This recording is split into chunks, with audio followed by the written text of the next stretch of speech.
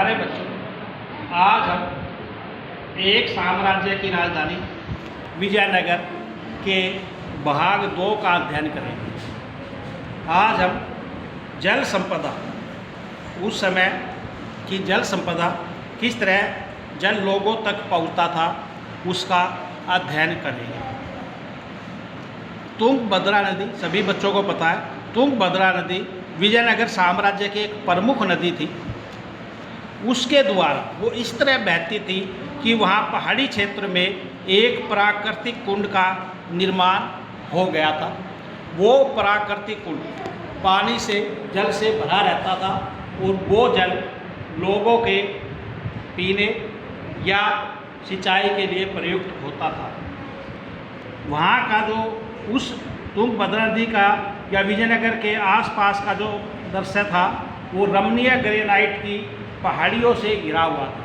बहुत ही शानदार पहाड़ियाँ उसके चारों तरफ थी और इन पहाड़ियों से जल धाराएँ आकर तुंगभद्रा नदी में मिलती थी। इन धाराओं के साथ बांध बनाकर विविध आकारों के हौज बनाए गए थे। अलग अलग आकार के जैसा वहाँ संभव था उसके हौज बनाए गए थे। इनमें पानी संचय किया जाता था और वो लोगों तक पहुँचाया जाता था।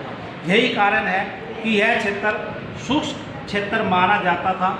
इन शुष्क क्षेत्र होने के बाद भी इस साम्राज्य में पानी की कमी पीने और सिंचाई के लिए नहीं होती थी।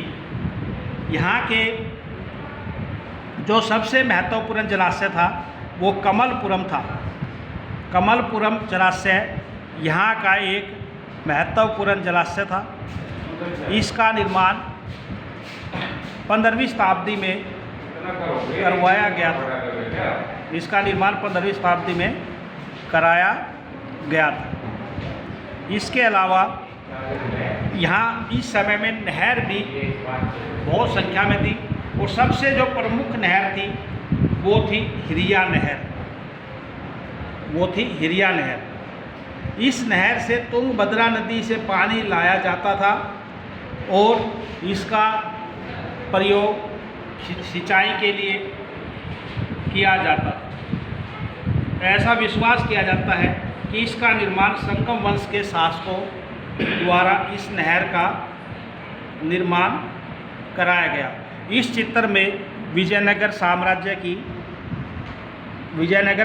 की जल प्रणाली का जो है कृत्रिम जल जो बनाई गई थी उसका अध्ययन इसमें दिखाया गया है कि किस प्रकार की जल प्रणाली इसमें थी।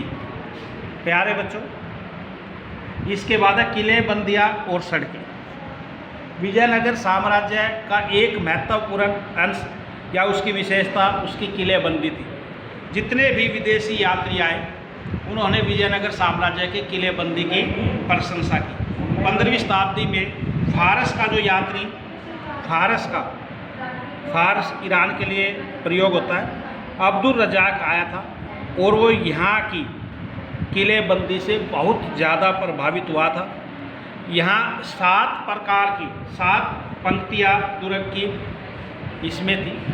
अलग अलग पंक्ति में अलग अलग भागों को अलग अलग उसमें बांटा गया है। 7 प्रकार की पंक्तियों से यह साम्राज्य लगभग पूरी तरह से सुरक्षित था। इसमें किलेबंद में ये प्रवेश द्वार दिखाया गया है। किले में ये प्रवेश द्वार दिखाया गया है। तो आज हमने जो पढ़ा उसका मैं एक बार रिवीजन करा दूँ। जो मेन है, सबसे पहला तुंगभद्रा नदी यहाँ के पानी की पूर्ति के लिए सबसे महत्वपूर्ण स्रोत थी। प्राकृतिक कुंड के कारण वहाँ पानी इकट्ठा रहता था। ग्रेनाइट की पहाड़ियाँ थी। इन पहाड़ियों से अलग अलग जलधाराएँ आके मुख्य नदियों में मिलती थी। बांध बनाए हुए थे और बांधों के साथ पानी भिन्न भिन्न आकारों के हौजों में इकट्ठा किया जाता था। सबसे महत्वपूर्ण जलाशय कमलपुरम जलाशय था। हिरिया नहर का भी हमें याद रखना। सबसे महत्वपूर्ण नहर हिरिया नहर थी और इस हिरिया नहर का निर्माण संगम वंश के शासकों ने किया। किलेबंदी की गई थी ताकि साम्राज्य सुरक्षित रहे। 7 पंक्तियाँ उसमें किलेबंदी की बताई गई है जिनमें अलग अलग चीज़ों को, जैसे पहले खेत, फिर क्षेत्र है, अलग किया गया था। इन 7 पंक्तियों की प्रशंसा फारस के यात्री अब्दुल रज्जाक ने भी की थी। धन्यवाद।